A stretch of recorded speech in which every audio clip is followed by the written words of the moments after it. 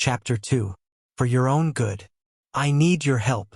The caller, Stan Walker, was an attorney for the Public Guardian's Office in Cook County, Illinois. I had completed my training in child psychiatry and was now an assistant professor at the University of Chicago, still working at the clinic and running my lab. It was 1990. I just inherited a case scheduled to go to trial next week, he told me, explaining that it was a homicide. A 3-year-old girl named Sandy had witnessed the murder of her own mother. Now, almost a year later, the prosecution wanted her to testify about it. I'm concerned that this might be pretty overwhelming for her, Stan went on, asking if I might be able to help prepare her for court. Pretty overwhelming? I thought sarcastically to myself. You think so? Stan was a guardian ad litem, an attorney appointed by the court to represent children in the legal system. In Cook County, where Chicago is located, the Public Guardian's Office has a full-time staff to represent children in the Child Protective Services, CPS, system. In almost all other communities, this role is played by an appointed attorney who may or may not have experience and training in child law. Cook County had created the full-time positions in the noble hope that if the attorneys worked their cases full-time, they could develop experience with children, learn about maltreatment, and thus better serve those they represent.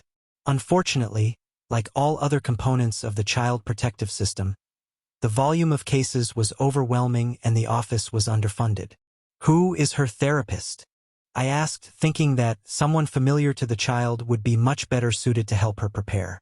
She doesn't have one, he said. This was disturbing news. No therapist? Where is she living? I asked. We don't really know. She is in foster care, but the prosecutor and the Department of Child and Family Services are keeping her location undisclosed because there have been threats against her life. She knew the suspect and identified him for the police. He is in a gang and there is a contract out on her. This was sounding worse and worse. She gave a credible ID at age 3? I asked. I knew that eyewitness testimony is easily challenged in court because of the properties of narrative memory we noted earlier, especially its gaps and the way it tends to fill in the expected. And from a 4-year-old about an event that occurred when she was 3? If the prosecutors didn't have some help, a good defense attorney would easily make Sandy's testimony appear completely unreliable. Well, she knew him, Stan explained. She both spontaneously said he did it and later identified him from a photo array. I asked if there was any additional evidence, thinking that maybe the little girl's testimony wouldn't even be necessary. If there was enough other evidence, perhaps I could help him convince the prosecutor that testifying posed too great a risk of further traumatizing the child. Stan explained that there was indeed other evidence. In fact, numerous types of physical evidence placed the perpetrator at the scene. Investigators had found the girl's mother's blood all over his clothes. Despite having fled the country after committing the crime, the man still had blood on his shoes when he was arrested. So why does Sandy have to testify? I asked. I was already starting to feel pulled to help this child. That is part of what we are trying to figure out. We are hoping to have the case postponed until we can either get her testimony by closed-circuit TV or make sure she is ready to testify in court. He went on to describe the details of the murder, the girl's hospitalization due to injuries she'd received during the crime, and her subsequent foster care placements. As I listened, I debated whether or not to get involved. As usual, I was overextended and extremely busy. Plus, I'm uncomfortable in court and I hate lawyers. But the more Stan talked, the more I couldn't believe what I was hearing. The people who were supposed to help this girl, from DCFS to the justice system, seemed clueless about the effects of trauma on children. I began to feel that she deserved to have at least one person in her life who might not be. So, let me go over this again, I said. A 3-year-old girl witnesses her mother being raped and murdered. She has her own throat cut twice and is left for dead. She is alone with her dead mother's body for 11 hours in their apartment. Then, she's taken to the hospital and has the wounds on her neck treated. In the hospital, the physicians recommend ongoing mental health evaluation and treatment. But after she's released, she's placed in a foster home as a ward of the state. Her CPS caseworker doesn't think she needs to see a mental health professional. So, despite the doctor's recommendations, He doesn't get her any help. For 9 months, this child is moved from foster home to foster home with no counseling or psychiatric care whatsoever. And the details of the child's experiences are never shared with the foster families because she is in hiding. Right? Yeah, I guess all of that is true, he said, hearing the unmistakable frustration in my voice and how terrible it all sounded when I described the situation so bluntly. And now, 10 days before a murder trial is scheduled to start, you become aware of the situation? Right? He admitted, sheepish now. When did your office get notified about this girl? I demanded. Actually, we opened the case right after this happened. No one in your office thought to ensure that she had some mental health support? We tend to review cases when they come up for their hearings. We have hundreds of cases apiece. I wasn't surprised. The public systems working with high-risk families and children are overwhelmed. Oddly enough, during my years of clinical training in child mental health, I had little introduction to the child protective system or to the special education and juvenile justice systems, despite the fact that more than 30% of the children coming to our clinics were in one or more of these systems. The compartmentalization of services, training, and points of view was staggering. And I was learning very destructive for children. When and where can I see her? I asked. I couldn't help myself. I agreed to meet Sandy in an office at the court the next day. I was somewhat surprised that Stan had called me for help. Earlier that year, he had sent me a cease and desist letter. In 4 long paragraphs, I was told that I must immediately provide justification for the use of a medication called clonidine to control children at a residential treatment center where I consulted. I provided the psychiatric services for the children at the center. The letter said that if I could not explain what I was up to, I must immediately stop this experimental treatment. It was signed by Stan Walker in his official capacity as attorney with the public guardian. After receiving Stan's letter, I contacted him to explain why I was using this medication and why I believed it would be a mistake to stop. The children at this residential center were among the state's most difficult cases. More than 100 boys had been placed in this program after failing in foster homes due to severe behavioral and psychiatric problems. Although the facility accepted boys from 7 to 17, the average child in the facility was a 10-year-old who had lived in 10 prior homes, meaning that for most of them no fewer than 10 parent substitutes had found them unmanageable. Easy to stir up and overwhelm, but very difficult to calm down. These children had been a problem for every caregiver, therapist, and teacher they had encountered. Ultimately, they'd get kicked out of foster homes, child care settings, schools, and sometimes even therapy. The final stop was this center. After reviewing the records of some 200 boys who were then living at the center or who had been there in the past, I found that every single one of these boys, without exception, had experienced severe trauma or abuse. The vast majority had had at least 6 major traumatic experiences. All of these children had been born into and raised with chaos, threat, and trauma. They were incubated in terror.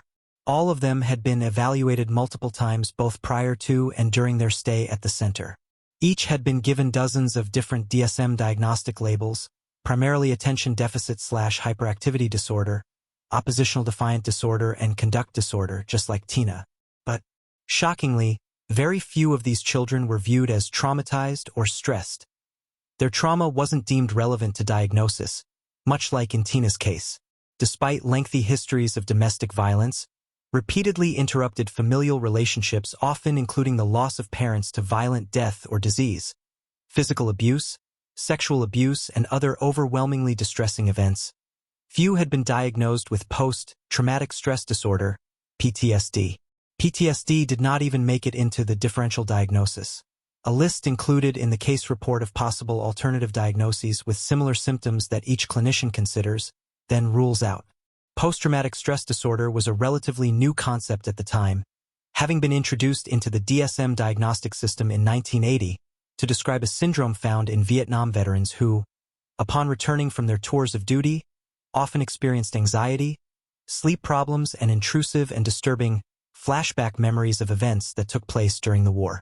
They were frequently jumpy, and some responded aggressively to even the most minor signals of threat.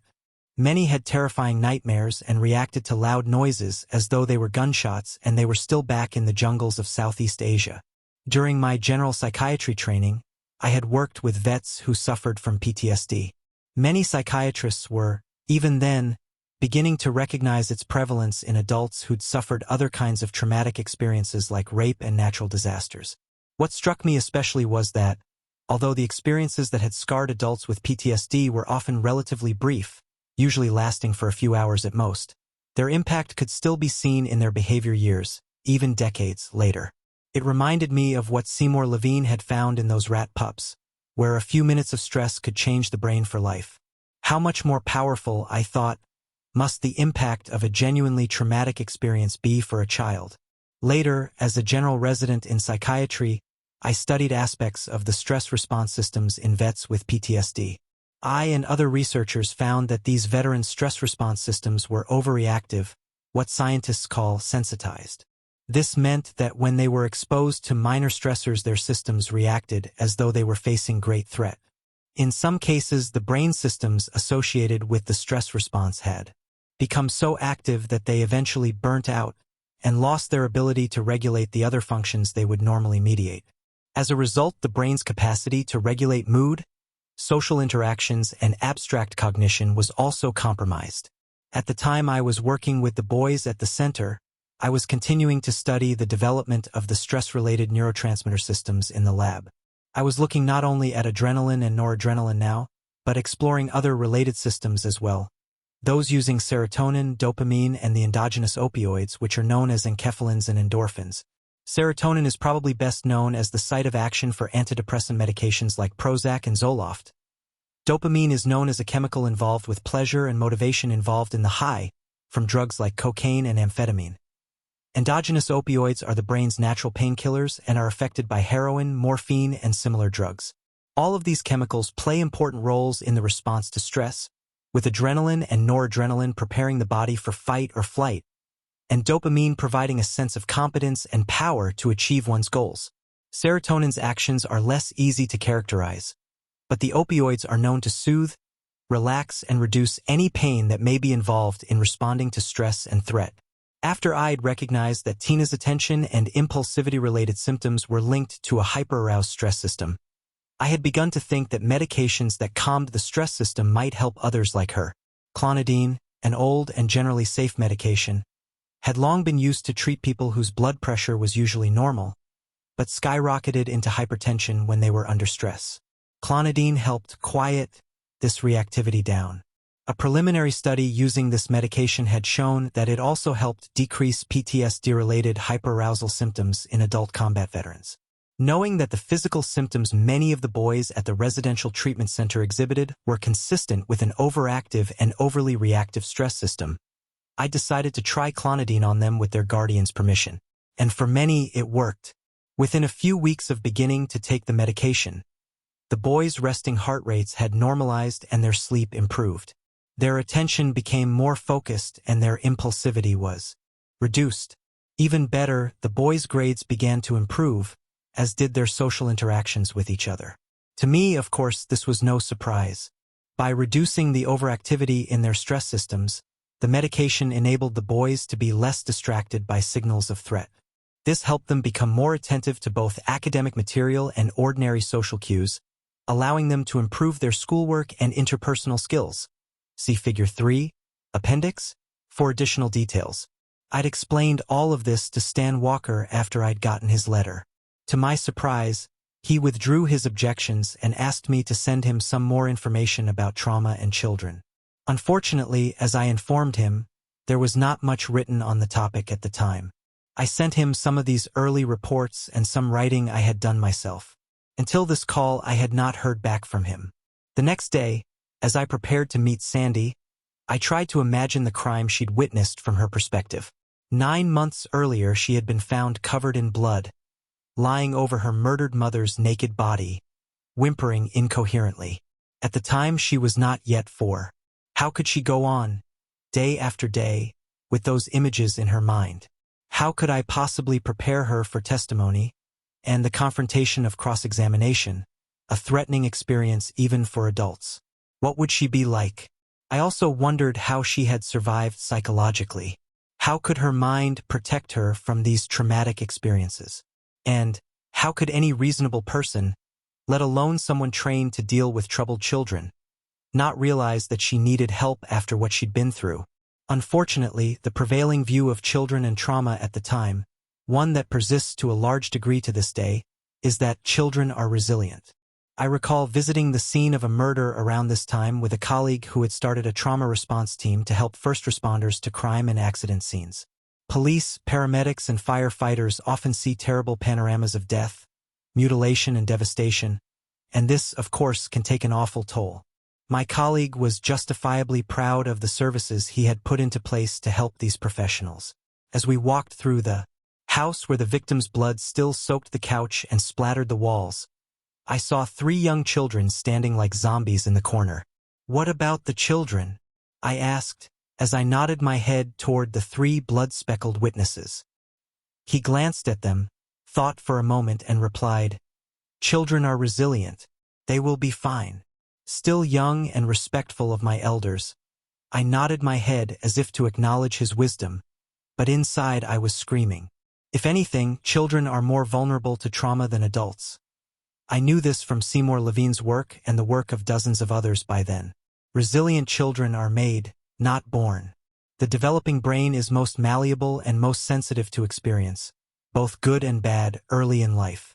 This is why we so easily and rapidly learn language, social nuance, motor skills, and dozens of other things in childhood, and why we speak of formative experiences. Children become resilient as a result of the patterns of stress and of nurturing that they experience early on in life, as we shall see in greater detail later in this book. Consequently, we are also rapidly and easily transformed by trauma when we are young. Though its effects may not always be visible to the untrained eye, when you know what trauma can do to children, sadly, you begin to see its aftermath everywhere. At that time, my laboratory was studying neurobiological mechanisms, which I knew were related to resilience and vulnerability to stress. We were examining a curious but very important effect of drugs that stimulate the systems I'd been studying in the brain. These effects are called sensitization and tolerance, and they have profound implications for understanding the human mind and its reaction to trauma. In sensitization, a pattern of stimulus leads to increased sensitivity to future similar stimulus. This is what is seen in the Vietnam veterans and the rats that were genetically oversensitive to stress or became that way because of early exposure to it. When the brain becomes sensitized, even small stressors can provoke large responses. Tolerance, on the contrary, mutes one's response to an experience over time. Both factors are important for the functioning of memory. If we didn't get tolerant to familiar experiences, they would always appear new and potentially overwhelming. The brain would probably run out of storage capacity like an old computer. Similarly, if we didn't become increasingly sensitive to certain things, we would not be able to improve how we respond to them. Curiously, both effects can be achieved with the same amount of the same drug, but you get completely opposite results if the pattern of drug use is different. For example, if a rat or a human is given small, frequent doses of drugs like cocaine or heroin that act on the dopamine and opioid systems, the drugs lose their strength. This is part of what happens during addiction. The addict becomes tolerant, and so more of the drug is needed to achieve the same high. In contrast, if you give an animal the exact same daily quantity of drug, but in large, infrequent doses, the drug actually gains strength. In 2 weeks, a dose that caused a mild reaction on day 1 can actually cause a profound and prolonged overreaction on day 14. Sensitization to a drug, in some cases, can lead to seizures and even death, a phenomenon that may be responsible for some otherwise inexplicable drug overdoses. Sadly for addicts, their drug craving tends to produce patterns of use that cause tolerance, not sensitization to the high that they desire, while simultaneously producing sensitization to certain undesirable effects, like the paranoia associated with cocaine use. More importantly, for our purposes, resilience or vulnerability to stress depend upon a person's neural system's tolerance or sensitization following earlier experience. These effects can also help further explain the difference between stress and trauma, which is important to understand as we consider children like Tina and Sandy. For example, use it or lose it is something we hear at the gym with good reason. Inactive muscle gets weak while active muscle gets stronger. This principle is referred to as use dependence. Similarly, the more a system in the brain is activated, the more that system will build or maintain synaptic connections. The changes, memory of sorts, in muscle occur because patterned, repetitive activity sends a signal to muscle cells that you will be working at this level, so they make the molecular changes required to do that work easily. In order to change the muscle, however, the repetitions must be patterned. Curling 25 pounds 30 times in 3 closely timed sets of 10 curls leads to stronger muscle. If you curl 25 pounds 30 times at random intervals during the day, however, the signal to the muscle is inconsistent, chaotic, and insufficient to cause the muscle cells to become stronger. Without the pattern, the very same repetitions and very same total weight will produce a far less effective result. To create an effective memory and increase strength, experience has to be patterned and repetitive. And so it is with the neurons, neural systems, and the brain. Patterns of experience matter. On a cell-by-cell basis, no other tissue is more suited to change in response to patterned repetitive signals. Indeed, neurons are designed to do just that. It is this molecular gift that allows memory, produces the synaptic connections that allow us to eat, type, make love, play basketball, and do everything else a human being is capable of doing. It is these intricate webs of interconnection that make the brain work. By forcing either your muscles or your brain to work, however, you do stress them. Biological systems exist in balance. In order to function, they have to stay within a certain limited range appropriate to their current activity, and it is the brain that is charged with maintaining this essential equilibrium. The actual experience is a stressor. The impact on the system is stress. And so, if you get dehydrated during exercise, for example, that stress will make you thirsty because your brain is trying to drive you to replace the needed fluids. Similarly, when a child learns a new vocabulary word, there is a tiny stress applied to the cortex, which requires repetitive stimulation to create accurate recall. Without the stress, the system wouldn't know there is something new to attend to. In other words, stress is not always bad. Indeed, if moderate, predictable, and patterned, it is stress that makes a system stronger and more functionally capable. Hence, the stronger muscle in the present is the one that has endured moderate stress in the past. And the same is true for the brain's stress response systems. Through moderate, predictable challenges, our stress response systems are activated moderately. This makes for a resilient, flexible stress response capacity.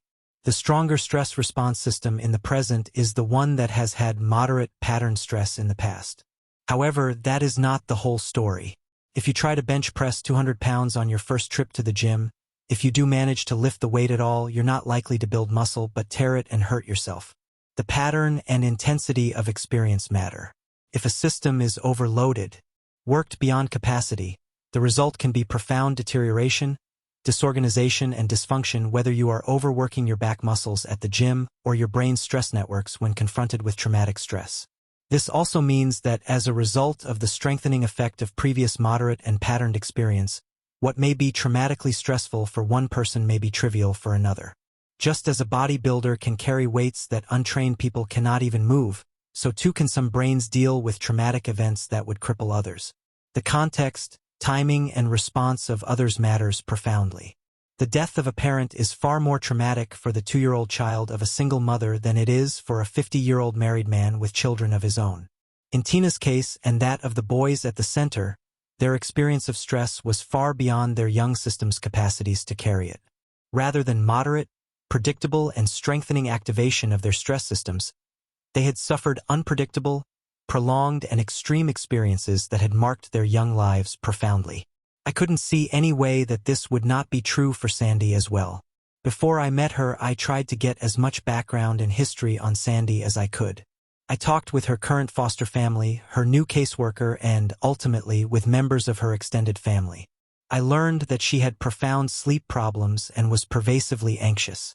I was told that she had an increased startle response. Just like the traumatized Vietnam vets I'd worked with, she would jump at the slightest unexpected noise.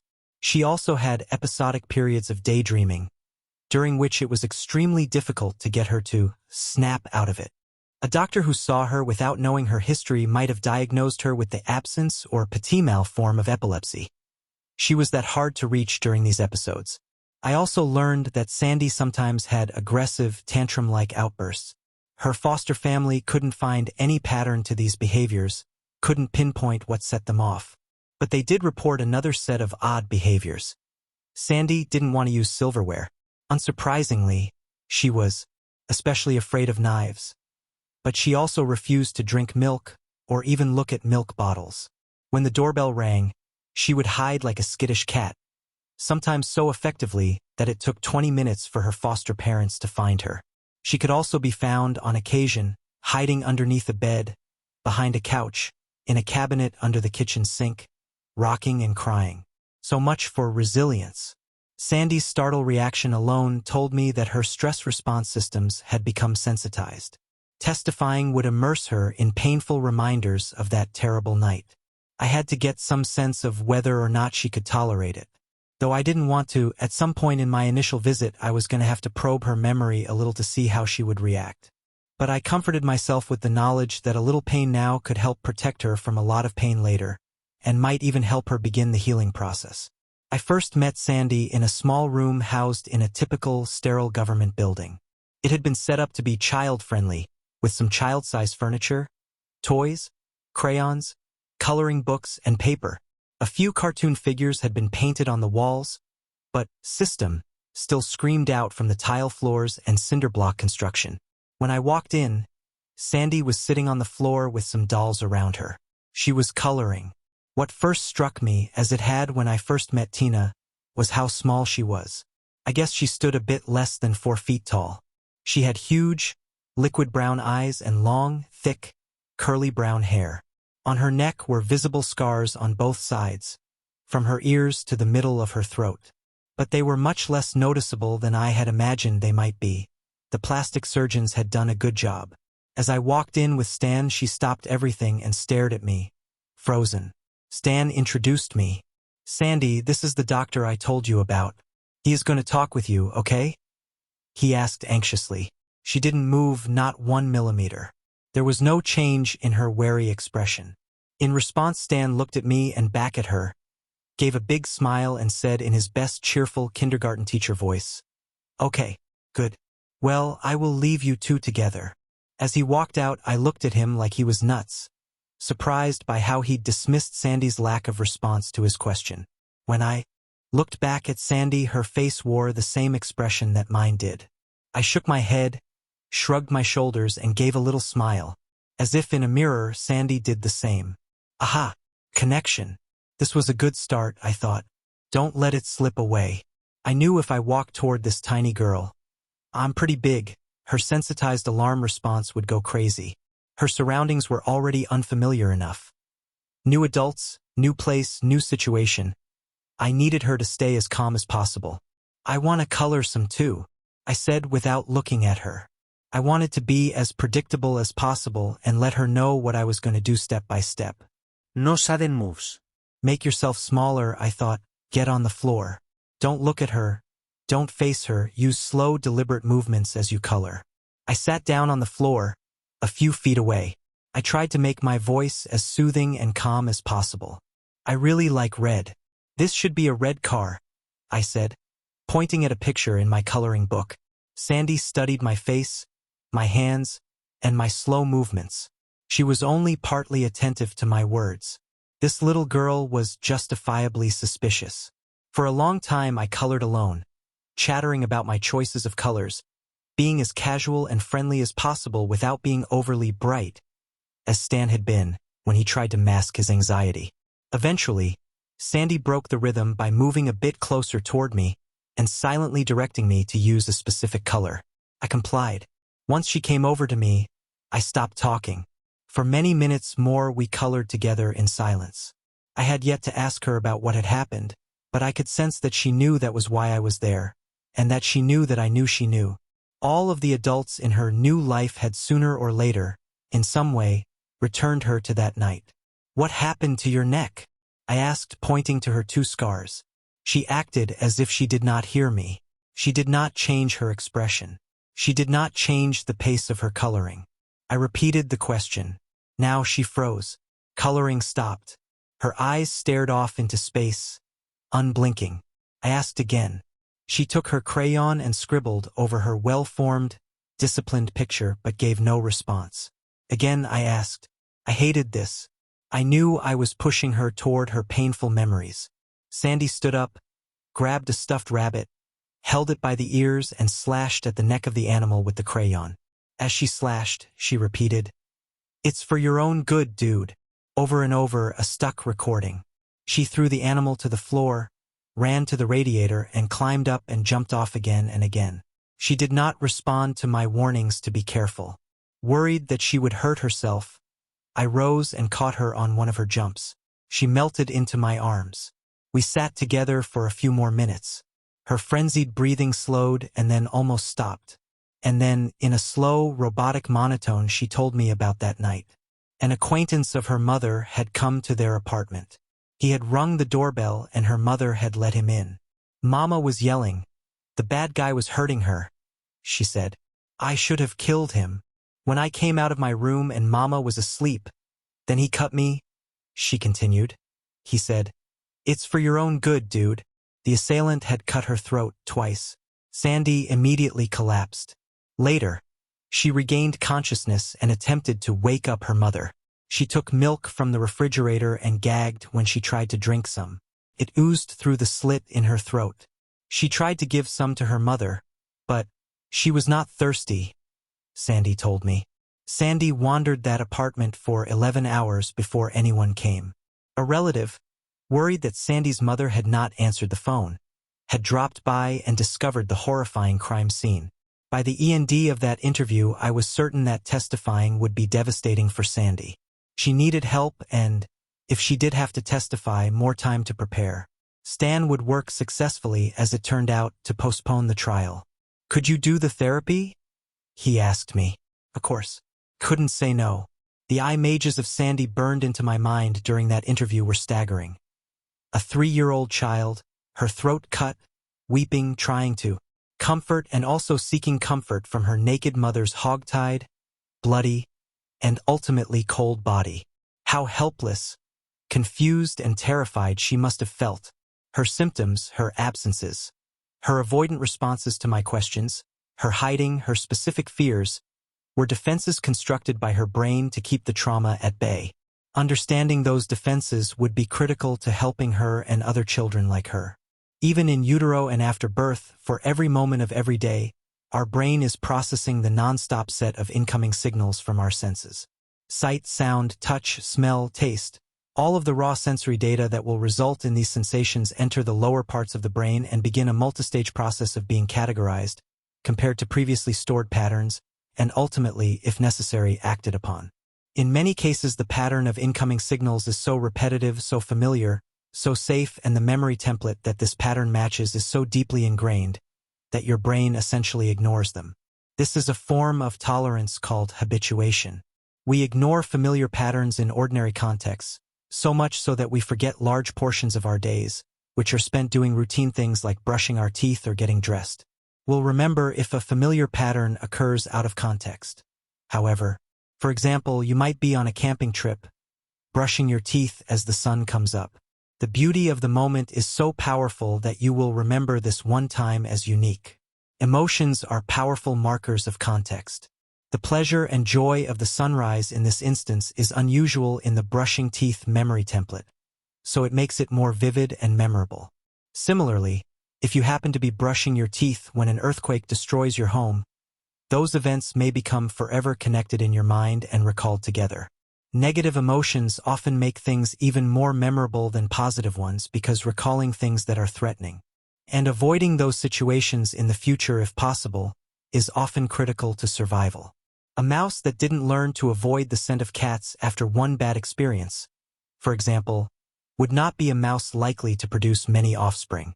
As a result, however, such associations can become the source of trauma-related symptoms. For an earthquake survivor who was brushing her teeth when the house collapsed around her, simply seeing a toothbrush might be enough to provoke a full-fledged fear response. In Sandy's case, milk, once associated with nurturing and nutrition, now became the stuff that spilled from her throat, that her mother refused as she lay dead. Silverware was now no longer something used to eat your food, but rather something that killed and maimed and horrified. And doorbells, well, that was what had started the whole thing. The ringing of the doorbell had announced the arrival of the killer. For her, these mundane and ordinary things had become evocative cues that kept her in a state of continual fear. This, of course, confused her foster parents and her teachers, who didn't know the details of what had happened to her, and therefore often couldn't recognize what might be prompting her strange behavior. They couldn't understand why she would be so sweet one moment and then impulsive, defiant, and aggressive the next. The outbursts seemed disconnected from any event or interaction that the adults could identify. But both the seeming unpredictability and the nature of her behaviors made complete sense. Her brain was trying to protect her based upon what it had previously learned about the world. The brain is always comparing current incoming patterns with previously stored templates and associations. This matching process takes place initially in the lowest, simplest parts of the brain, where, as you may recall, the neural systems involved in responding to threat originate. As the information moves upward from this first stage of processing, the brain has opportunities to take a second look at the data for more complex consideration and integration. But at first, all it wants to know is, does this incoming data potentially suggest danger? If the experience is familiar and known as safe, the brain's stress system will not be activated. However, if the incoming information is initially unfamiliar, new, or strange, the brain instantly begins a stress response. How extensively these stress systems are activated is related to how threatening the situation appears. It's important to understand that our default is set at suspicion, not acceptance. At a minimum, when faced with a new and unknown pattern of activity, we become more alert. The brain's goal at this point is to get more information, to examine the situation and determine just how dangerous it might be. Since humans have always been the deadliest animal encountered by other humans, we closely monitor nonverbal signals of human menace, such as tone of voice, facial expression, and body language. Upon further evaluation, our brain may recognize that the new pattern of activation has been caused by something familiar, but out of context. For example, if you are in the library reading and someone drops a heavy book on a table, the loud noise will immediately make you stop reading. You will activate your arousal response, focus on the source of the noise, categorize it as a safe, familiar accident, perhaps annoying but nothing to worry about. If, on the other hand, you hear a loud noise in the library, turn and discover that other people around you seem alarmed, then look up and see a man with a gun, your brain would move from arousal to alarm and probably then into full-blown fear. If in a few minutes you learn that this was a bad student prank, your brain would slowly move back down this arousal continuum toward a state of calm. The fear response is graded, calibrated by the brain's perceived level of threat. See Figure 3, Appendix.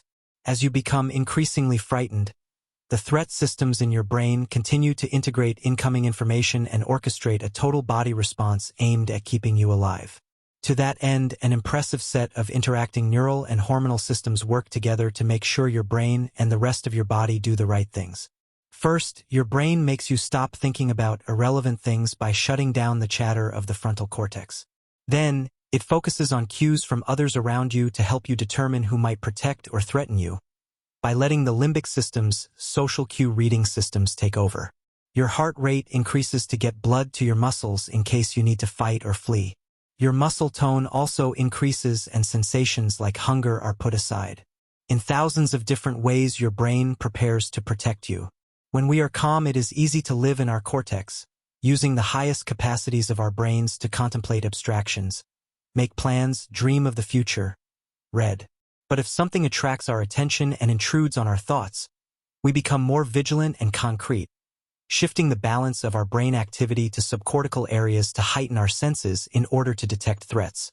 As we move up the arousal continuum toward fear, then we necessarily rely on lower and faster brain regions. In complete panic, for example, our responses are reflexive and under virtually no conscious control. Fear quite literally makes us dumber, a property that allows faster reactions in short periods of time and helps immediate survival. But fear can become maladaptive if it is sustained. The threat system becomes sensitized to keep us in this state constantly. This hyperarousal response accounted for many of Sandy's symptoms, but not all of them. The brain doesn't have just one set of adaptations for threat. In the situation Sandy faced, she was so small and so powerless, and the threat she experienced so overwhelming, that she was unable to fight or flee. If her brain had responded by raising her heart rate and preparing her muscles for action, that would only have made her more likely to bleed to death when she was injured. Amazingly, our brains have a set of adaptations for these kinds of situations as well, which accounts for another important set of trauma-related symptoms, known as dissociative responses. Dissociation is a very primitive reaction. The earliest life forms and the youngest members of higher species can rarely escape dire situations under their own steam. Their only possible response to being attacked or hurt, then, is essentially to curl up, to make themselves as small as possible, to cry for help and hope for a miracle. This response appears to be driven by the most primitive brain systems, located in the brainstem and immediately surrounding it. For infants and young children, incapable of or ineffective at fighting or fleeing, a dissociative response to extreme stressors is common. It is also more common in females than males and, if prolonged, dissociation is connected with increased odds for post-traumatic stress symptoms. During dissociation, the brain prepares the body for injury. Blood is shunted away from the limbs and the heart rate slows to reduce blood loss from wounds. A flood of endogenous opioids, the brain's natural heroin-like substances, is released, killing pain, producing calm and a sense of psychological distance from what is happening. Like the hyperarousal response, the dissociative response is graded and occurs on a continuum. Ordinary states like daydreaming and transitions between sleep and wakefulness are mild forms of dissociation. Hypnotic trance is another example.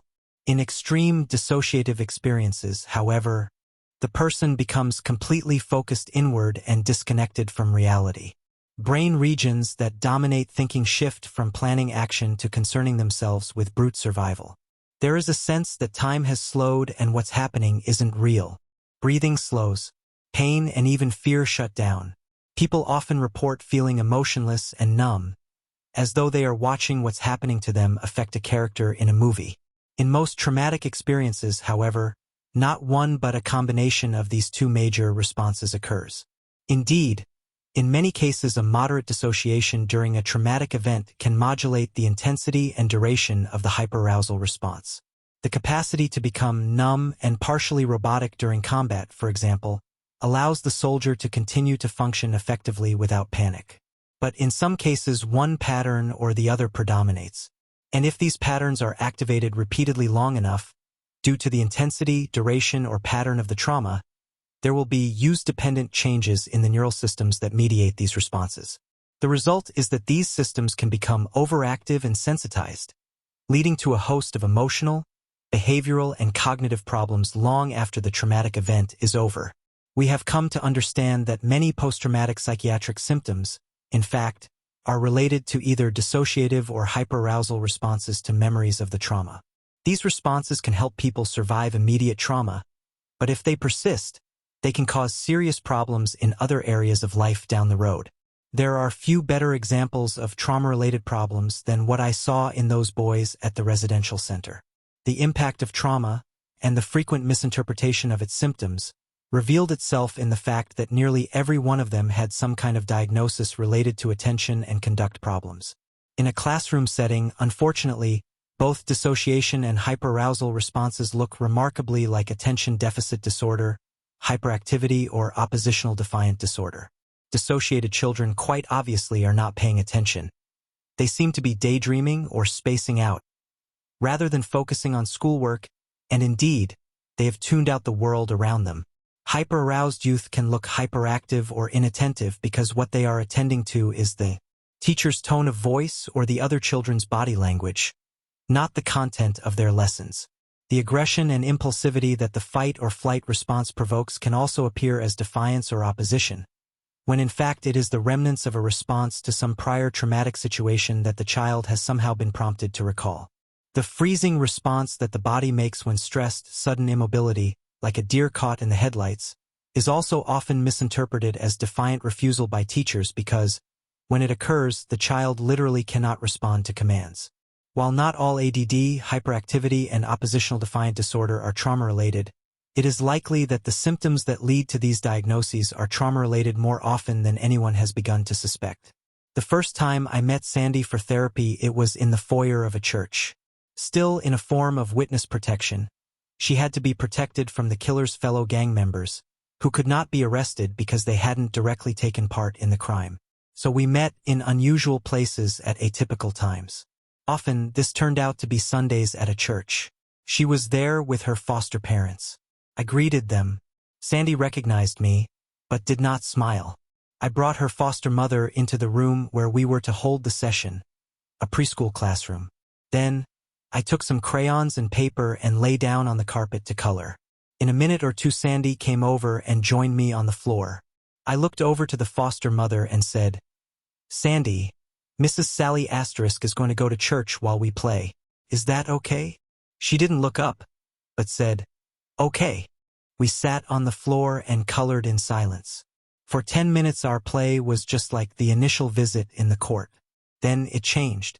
Sandy stopped coloring. She took the crayon from my hand, pulled at my arm and tugged at my shoulder to make me lay face down on the floor. "What game is this?" I asked playfully. No.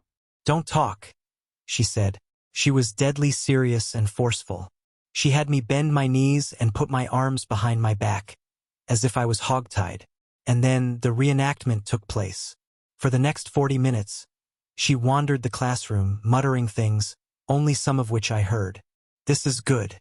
You can eat this," she said, coming over to me with plastic vegetables and opening my mouth to try to feed me. Then, she brought a blanket over to cover me.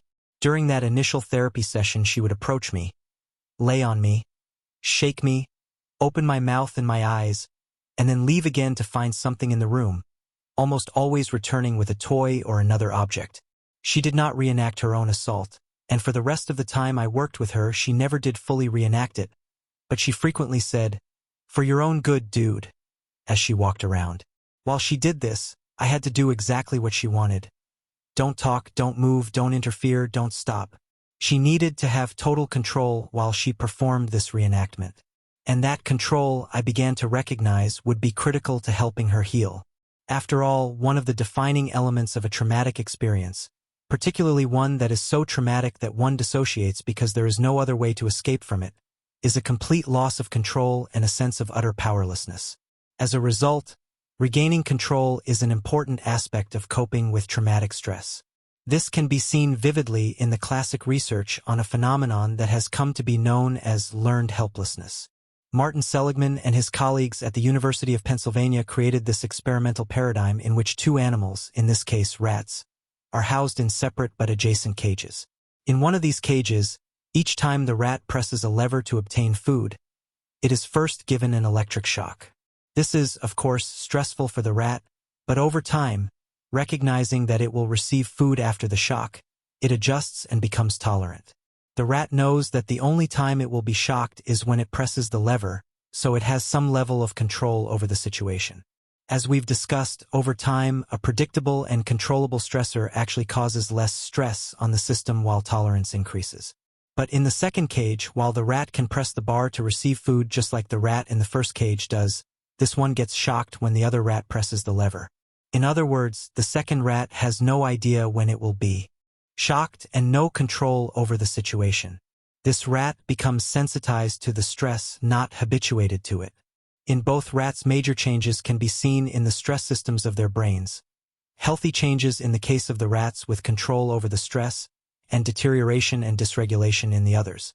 The animals that don't have control over the shock often develop ulcers, lose weight, and have compromised immune systems that actually make them more susceptible to disease.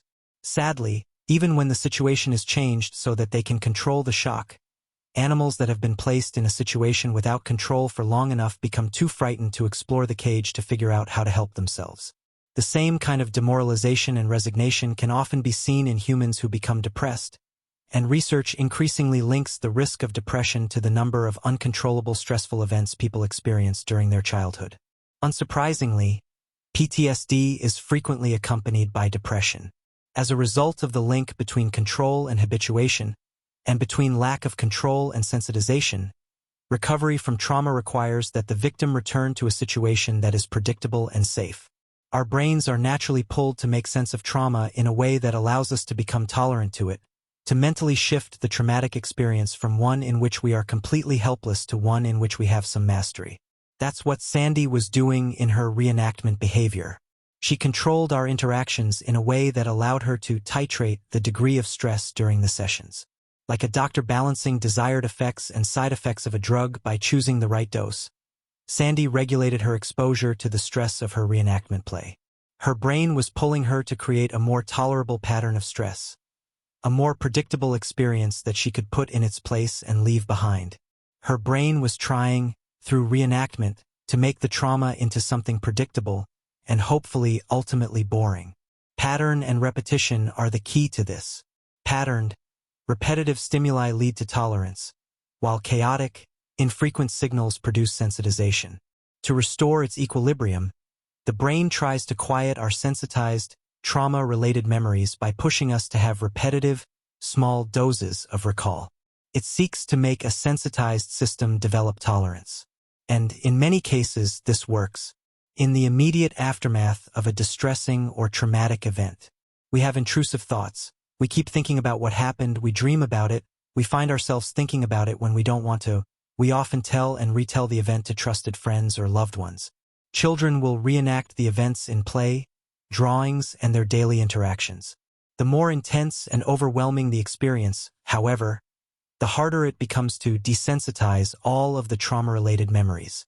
In her reenactments with me, Sandy was attempting to develop tolerance to her terrible traumatic memories. She had control of these reenactments. This control let her modulate her own level of distress. If it became too intense, she could redirect our play, and that's what she often did. I did not try to interfere with the process or push her to recall anything after that first time, when I had to do it for the evaluation. In the first months of our work together, each session would start the same way. Silently. She would reach up for my hand and lead me to the middle of the room, pull me down and gesture. I would lay down and curl myself into the hogtied position. She would explore the room, coming back and forth to me. Finally, she would come and lay on my back. She would start to hum quietly and rock. I knew better by then not to talk or change position. I let her have the total control she needed. It was heartbreaking. The responses of traumatized children are often misinterpreted. This even happened to Sandy at some points in foster care. Because new situations are inherently stressful, and because youth who have been through trauma often come from homes in which chaos and unpredictability appear normal to them, they may respond with fear to what is actually a calm and safe situation. Attempting to take control of what they believe is the inevitable return of chaos, they appear to provoke it in order to make things feel more comfortable and predictable. Thus, the honeymoon period in foster care will end as the child behaves defiantly and destructively in order to prompt familiar screaming and harsh discipline. Like everyone else, they feel more comfortable with what is familiar. As one family therapist famously put it, we tend to prefer the certainty of misery to the misery of uncertainty. This response to trauma can often cause serious problems for children when it is misunderstood by their caretakers. Fortunately, in this case, I was able to educate those who worked with Sandy about what to expect and how to respond to it. But still, outside of therapy, at first her sleep, anxiety, and behavioral problems persisted. Her resting heart rate was over 120, extremely high for a girl her age. Despite occasional profound dissociative behaviors, she was likely to appear tuned up and hypervigilant, similar, in some ways, to the boys I was seeing in the residential center. I discussed the potential positive effects of clonidine with her foster family, her caseworker, and with Stan. They agreed that we should try it, and, indeed, her sleep soon improved and the frequency, intensity, and duration of her meltdowns decreased.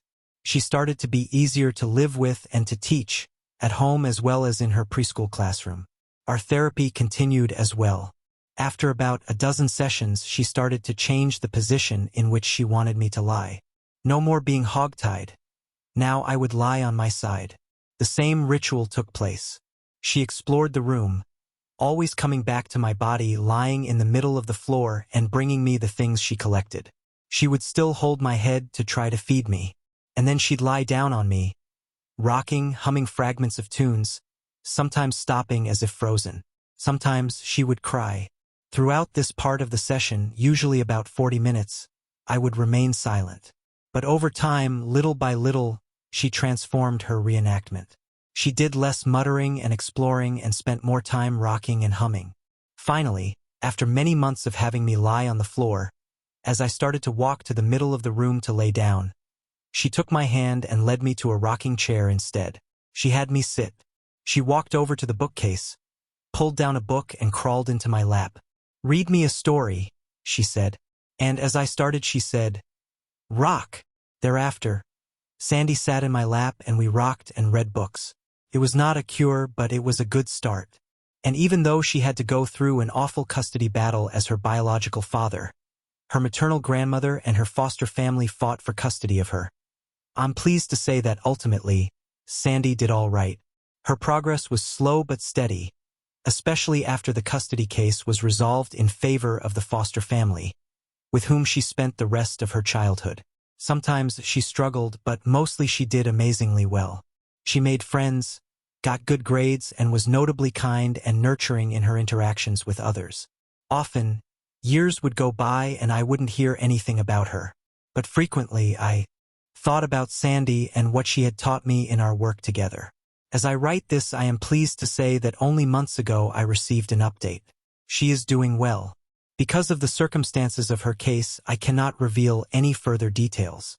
Suffice it to say, she's having the kind of satisfying and productive life we had all wanted for her. Nothing could make me happier.